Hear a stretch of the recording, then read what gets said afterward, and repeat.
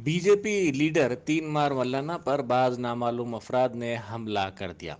हमले की ये वारदात कल शब पेश आई। बताया जाता है कि वजीर इंफॉर्मेशन टेक्नोलॉजी तारक रामाराव के फर्जंद हिमांशु के खिलाफ मुबैना तौर पर बाज नामुनासिब रिमार्क्स का इल्ज़ाम लगाते हुए उन पर ये हमला किया गया। बताया जाता है कि हमलावरों का ताल्लुक रियासत की हुक्मरान जमात टीआरएस से है।